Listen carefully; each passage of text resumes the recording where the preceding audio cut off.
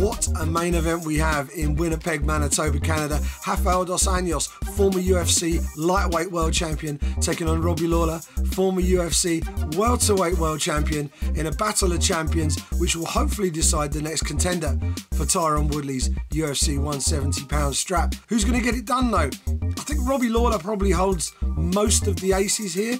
He's operated at that highest level at 170 before. He's the bigger man. He'll be the stronger man at the weight. And this is a man who we know can dish out the punishment for 5 long, hard rounds. Rafael dos Anjos is a supreme fighting athlete. For over a 5-round course against a guy as big, as strong, and as powerful as Robbie Lawler, I'm not so sure. We've seen dos Anjos get overwhelmed in the past. Eddie Alvarez absolutely took him to the cleaners and took his lightweight championship away last year. I have a feeling that Lawler will do something similar this time round. He won't be in there to go the full 5 rounds. I think he's going to go in there, blitz him early, and stop Rafael dos Anjos inside the first 2 rounds up there in Winnipeg, Canada. Man, I thought I was crazy because I went in favoring Robbie Lawler. He is the welterweight champion. He is the bigger, the stronger man, the more experienced man in 5-round fights.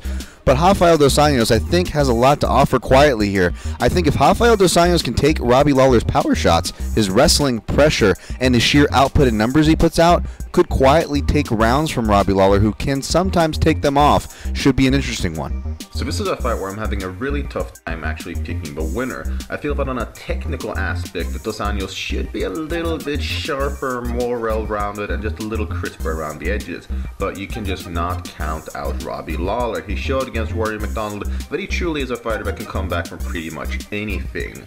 Now, I do think, though, that being said, that dos Anjos won't really put himself in too many unnecessary riskful situations, and that he will use a smart game plan to slowly but surely grind out a decision win over a very tough and very game Robbie Lawler, who will give it his all, and I do think it'll be a very exciting match, but I do see dos Anjos coming out on top. I'm going to go with Robbie Lawler on this one, guys, because if you want to see the last time Robbie Lawler lost back-to-back fights, you got to go all the way back to 2011. He's very good at making adjustments after losses, and I just feel like RDA, while he's been successful at this weight class, he hasn't faced a guy that has this type of power that Robbie Lawler has. So I think it's really going to be one of those fights that early on we'll know in which direction it's going to go. If these guys will keep this fight standing, I don't know, man. Could go either way. I do think that Lawler has more crisp striking, so I give him a slight edge there. On the ground, of course, dos Anjos, he has the advantage there. But he has to take Robbie Lawler to the ground and keep him there. And I think that that's going to be a problem for dos Anjos. So I do think, and my prediction is that Robbie Lawler will win this fight. I think he has to do it by a knockout in the 2nd or 3rd. Look, guys, they're very similar. They're both southpaws. They're both in their mid-30s. They both are former champions. But the one thing that stood out to me was the 4-inch reach advantage that Robbie Lawler has. That and the fact that he hits like a Mack truck. I'm going with Robbie Lawler. I think he gets it done.